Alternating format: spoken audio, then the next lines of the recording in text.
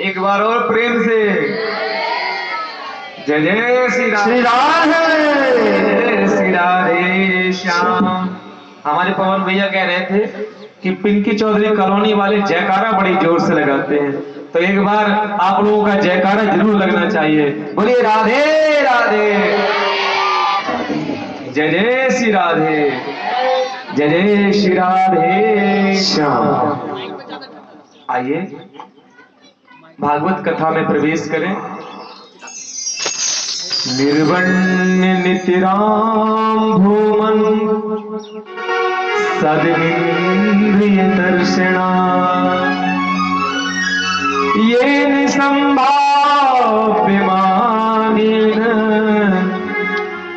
न प्रपन्नांधं तमः प्रभु। यहां से शुरू होता है कपिल और देवहूति संवाद। श्रीमद् भागवत कथा का पहला संवाद है, वो बड़ा ही सुंदर है। हम सब लोगों ने बड़े प्रेम से, बड़े भाव से इसको सुनना चाहिए। जैसे ही कपिल देव जी का जन्म हुआ, माता देवहूति ने उनको व्यास गद्दी में बैठा दिया और सुंदर सी आसन लगा दिया, व्यास गद्दी बना दी छोटी सी, और कहा बेटा मैं तुमसे कुछ पूछना चाहिए। तो 100 बहाने हैं, एकदम से नहीं आता, इसलिए अलग करूंगा मन को बस में वाई फाई लगवाता हूँ। महाराज मन कैसे बस में हो? एकदम बोले मन को बस में करने का एक ही तरीका है, 1 मिनट से ज्यादा हो गए तो इसको एक जगह बांध के रखो। एक जैसे कैसे बनेगा? बोले इसके लिए हमको भगवान का चिंतन करना पड़ेगा, प्रभु को जानना पड़ेगा, क्योंकि जब तक ये मन भगवान में नहीं लगेगा तब तक इसका होना ना होना कुछ मायने ही नहीं रखता। इसलिए आपको सत्संग में जरूर आना चाहिए, भगवान की कथाओं को जरूर सुनना चाहिए। कर दूं और आपका विवाह ना हो रहा हो तो कहो तो मैं विवाह भी करवा दूं। बोलो राधे राधे। भगवान बोले महाराज कुछ नहीं चाहिए,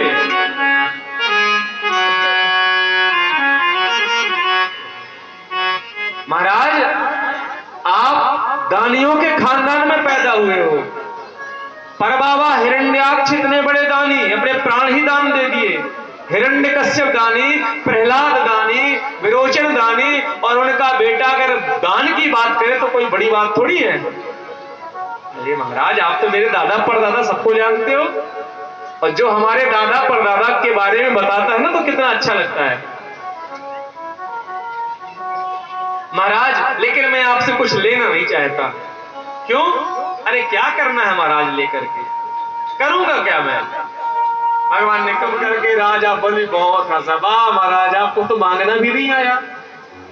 इसलिए कहते हैं अग्रिम बुद्धि बनिया, मध्यम बुद्धि जाट और तुर्क बुद्धि तुर्कड़ा, बामन चौपट बाट। आप तो बामन के बामन रह गए, मांगना भी नहीं आता। मेरे जैसे त्रिलोकी नाथ के पास आकर 3 पांव धरती मांग रहे हो।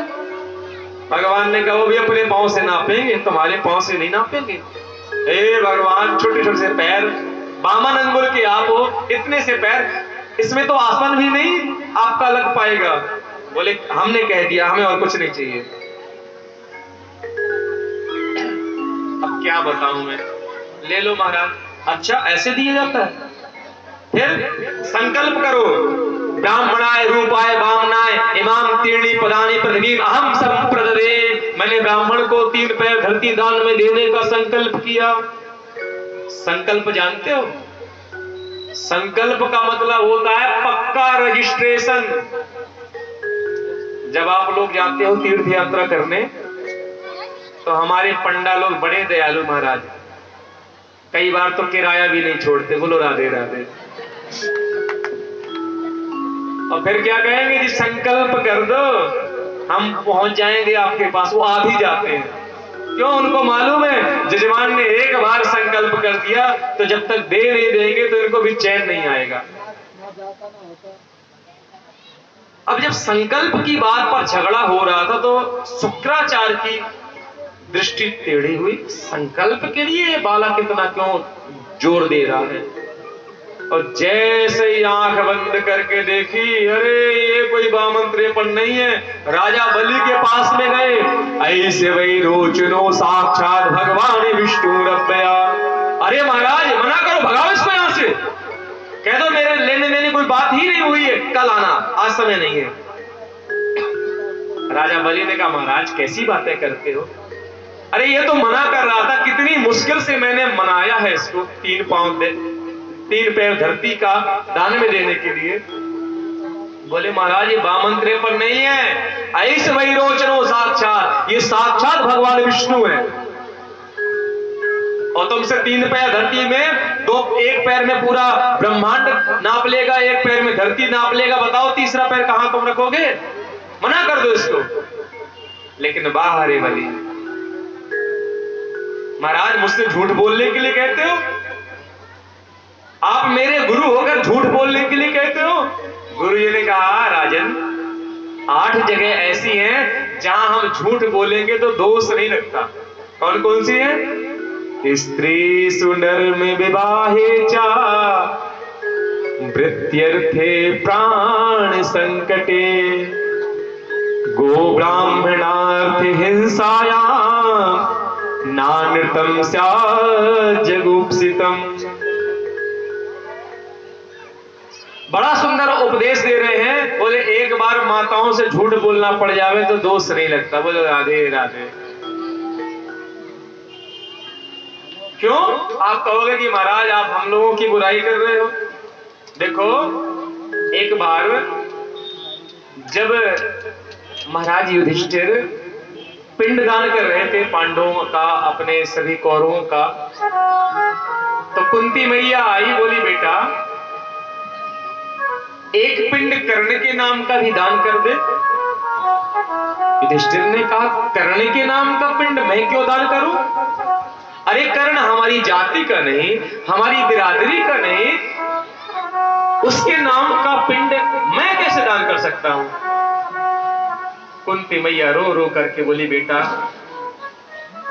कर्ण तुम्हारा खास बड़ा भाई था, वो तो कन्या अवस्था में उसका जन्म हुआ था, इसलिए मैंने उसको लोक लाज बस गंगा में बहा दिया।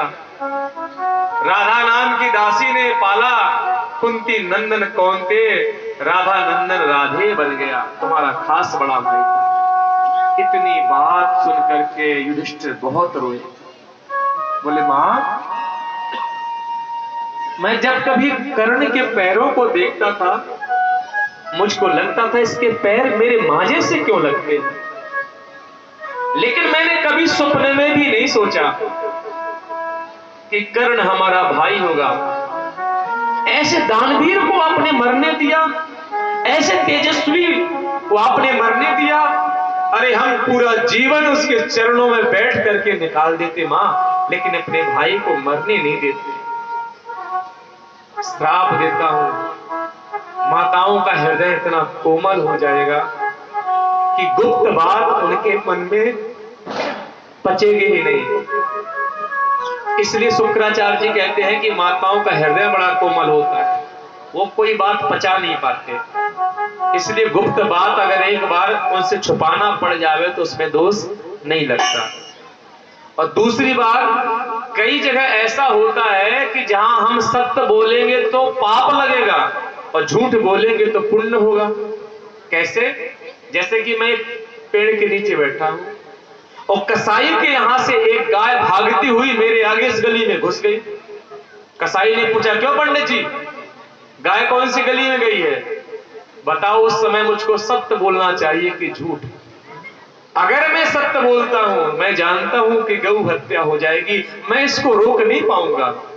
तो ऐसी परिस्थिति में असत्य ही सत्य से ज्यादा बड़ा बन जाएगा। सत्य बोलूंगा तो गौ हत्या हो जाएगी, असत्य बोलूंगा गौ हत्या बच जाएगी। अगर किसी कन्या का विवाह हो रहा हो और थोड़ा बढ़ा चढ़ा करके उसके लिए कहना पड़े तो भी दोष नहीं लगता। हमारा संपूर्ण धन जा रहा हो, उसको बचाना हो तो भी दोष नहीं लगता। प्राण संकट में पड़े हो, झूठ बोलना पड़े तो भी दोष नहीं लगता। महाराज, आपकी तो पूरी संपत्ति जाने वाली है, आप एक बार मना कर दो, कोई दोष नहीं लगेगा। लेकिन बाहरी बलि बोला, महाराज मेरे तो दोनों हाथों में लड्डू है, अगर ये नारायण नहीं साधारण इंसान होगा तो 3 से चौथी पैर भूमि लेगा नहीं, और अगर नारायण होगा तो लोग कहेंगे जिसके दरवाजे पर दुनिया मांगती है वो तीनों लोका का स्वामी आज बलि के दरवाजे भीख मांगने के लिए आया है। मेरे तो दोनों हाथों में लड्डू है प्रभु। शुक्राचार्य जी से नहीं रहा गया, कमंडल के अंदर घुस के बैठ गए। बोले ना जल गिरेगा, ना संकल्प होगा, ना चेला लुटेगा। भगवान ने देखा कि जल नहीं गिर रहा तो अपने आसन से कुशा की सीख निकाली। बोले महाराज कुछ फंस गया लग रहा है, और जैसे उसके अंदर डाला शुक्राचार्य जी की एक आंख पधार गई। बोले वृंदावन बिहारी। मानो भगवान कहना चाहते हैं गुरु वही श्रेष्ठ है जो सारे संसार को एक दृष्टि से देखे। शुक्राचार्य जी ने श्राप दिया, जा श्री विहीन हो जा। भगवान से कहा हाँ महाराज नाप लो। प्रभु ने कहा पहले पैर तो छुओ। जैसे ही पैर छूने के लिए बलि महाराज झुके, इतना बड़ा लंबा चौड़ा विशाल शरीर बनाया कि एक पैर तो धरती में और दूसरा पैर ब्रह्मांड में ब्रह्मा जी के पास। ब्रह्मा जी ने उनके चरणों को धो करके रख लिया, जिसको हम लोग मां गंगा कहते हैं। श्रम जल बिंदु कमंडल राखे। एक पैर से पूरी पृथ्वी को नापा, दूसरे पैर से पूरे ब्रह्मांड को नापा। अब बोले राजन बड़ा अहंकारी बन रहा था कि मांग लो, बता तीसरा पैर कहां रखूं। और जो पैर नहीं, जो अपने वाक्य को पूरा नहीं करता वो नरक में जाता है। राजा बलि ने कहा महाराज नरक में जाने से मुझे डर नहीं लगता, लेकिन मैं आपसे एक चीज पूछना चाहता हूं। बोले क्या? आप ये बताइए मुझे, धन बड़ा होता है कि धन का मालिक बड़ा होता है? भगवान ने कहा धन का मालिक धन से बहुत बड़ा होता है। बोले प्रभु अभी तक तो आपने मेरा धन नापा है, धन का मालिक मैं बैठा हूं। एक काम करिए, तीसरा चरण आप आया था मैं तुझे लूटने के लिए और तूने तो मुझको ही लूट लिया। जिन चरणों की रज पाने के लिए बड़े बड़े साधु संत महात्मा हजारों वर्ष तक तपस्या करते हैं, आज तुमने उनके पूरे के पूरे चरण ही रखवा लिए। बाहरे बलि, बाहरे बलि। भगवान ने तीसरा पैर उनके ऊपर रखा और कहा बलि मांग लो, अगर कुछ वरदान मांगना हो तो मांग लो। बलि हंस के बोला महाराज मांगने वालों से कुछ नहीं मांगा जाता। भगवान बोले नहीं बलि, आज तुम जो मांगोगे तुमको जरूर मिलेगा। बोले वांके बिहारी लाल की। राजा बलि ने कहा महाराज अगर आप कुछ देना ही चाहते हो तो बस एक वरदान दे दो। क्या? जब मैं अपने भवन के अंदर जाऊं सबसे पहले आपके दर्शन करूं, तो जब बाहर निकलूं तो भी आपके ही दर्शन करूं। भगवान ने कहा इसका मतलब तो हम तुम्हारी चपरासी बन जाए। अरे ये मैंने कब कहा? कहा ना जब अंदर जाऊं तो दर्शन, बाहर जाऊं तो दर्शन। वो तो तभी संभव है ना जब मैं 24 घंटा डंडा लेके तुम्हारे दरवाजे पर खड़ा रहूं। चलो मैंने तुम्हें वरदान दिया और भगवान राजा बलि के द्वारपाल बन गए। काफी समय हो गया। लक्ष्मी मैया बोली नारद जी से, नारद जी आजकल तुम्हारे प्रभु दिखाई नहीं दे रहे, कहां हैं? कुछ उनकी खबर तो रखो। नारद जी ने कहा मैया क्या बताऊं, भगवान ने नौकरी कर ली है।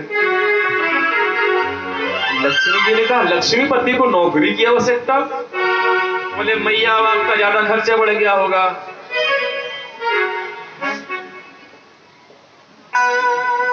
किसकी नौकरी? बोले राजा बलि के यहाँ। नारद जी से कहा महाराज आप ही कोई युक्ति बताओ जिससे मेरे स्वामी मुझको मिल जाए। बोले जी उनसे तो स्वयं आपके स्वामी जी हार गए, मैं क्या बताऊं। हाँ एक उपाय हो सकता है। क्या? राजा बलि बड़े दयालु हैं और राज की बात उनके कोई बहन भी नहीं है। अच्छा मौका है। लक्ष्मी जी समझ गई और जिस रास्ते से बलि निकलते थे उसी रास्ते में जाके रोने लग गई, जोर जोर से रोने लगी। बलि आया, देवी आप क्यों रो रही हो? बोले क्या बताएं, आज रक्षाबंधन है, मेरे कोई भाई नहीं है, ये राखी लियो, बताओ किसको बांधूं, इसलिए रो रही थी। बलि ने कहा कोई बात नहीं, तुम्हारी कोई भाई नहीं है और मेरे कोई बहन नहीं है, एक काम कर तो मेरे हाथ में राखी बांध दो। ब्राह्मण लोग जब बांधते हैं ना आपके रक्षा सूत्र, बोलते हैं ये न बद्धो बलि राजा दानवेंद्रो महाबला तेन त्वां प्रतिबंधनामि रक्षेमाचल माचल। पहली बार मां लक्ष्मी जी ने बलि के हाथ में राखी बांधी। उस दिन से रक्षाबंधन का त्योहार प्रारंभ हो गया। आज भी ब्राह्मण लोग आपकी रक्षा करने के लिए रक्षा सूत्र बांधते हैं। राजा बलि ने कहा बहन बहुत बड़ी कृपा करी, ये बताओ मैं तुमको क्या दूं। लक्ष्मी जी ने कहा भैया भगवान की कृपा से सब कुछ है, कोई चीज की मौज नहीं, सब ठीक है, कोई कमी नहीं है, कुछ नहीं चाहिए। बोले देखो राखी बांधी है, कुछ तो देना, हक बनता है हमारा, कुछ तो मांगो। बोले अगर मैंने माना आपने मना कर दिया तो एक काम करो 3 बार वचन बनो। राजा बलि ने कहा चलो दूंगा दूंगा दूंगा। भैया क्या बताऊं, आजकल ना हमारे घर में ना चोर बहुत घूमने लग गए, तो बड़ा डर लगता है, और कुछ नहीं चाहिए, बस अपना चौकीदार दे दो, और कुछ नहीं चाहिए। राजा बलि ने कहा मैं समझ गया, आप और कोई नहीं हो, आप साक्षात लक्ष्मी हो। क्यों? क्योंकि जहां नारायण होते हैं वह तो लक्ष्मी अपने आप पहुंच जाती है, उनको बुलाना नहीं पड़ता, अपने आप आ जाती है। वस्तुतः भगवान नारायण एक रूप से राजा बलि के पास में रहे और दूसरे रूप से वैकुंठ लोक में निवास करने लगे। देखिए आज की कथा को यही विश्राम देते हैं। कल हमारे कन्हैया का जन्म उत्सव है और आप सब जानते हैं बच्चों का जन्म उत्सव कैसे मनाया जाता है। हम लोग जब अपने बच्चों का जन्म उत्सव मनाते हैं कितनी व्यवस्था करते हैं, गुब्बारे लगाते हैं, आजकल लोग बोले वामन भगवान की। आज ऐसा लग रहा है जैसे साक्षात सर्वप्रथम वो लोग आकर के बाबा भगवान का पूजन करेंगे, तिलक करेंगे और उनके भिक्षा पात्र में कुछ भिक्षा डालेंगे और इसके बाद में जब हमारे सभी कार्यकर्ता बंधु पूजन कर लेंगे तो हमारी माताएं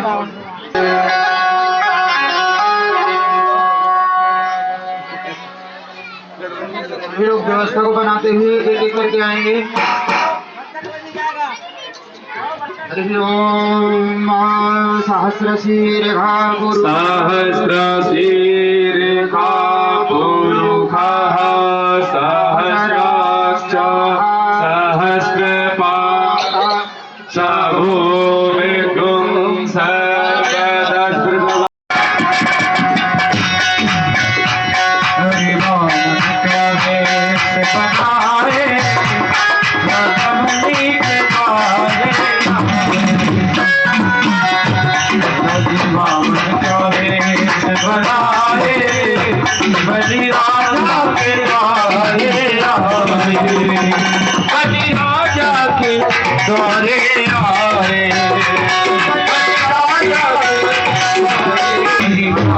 का भेष बनाए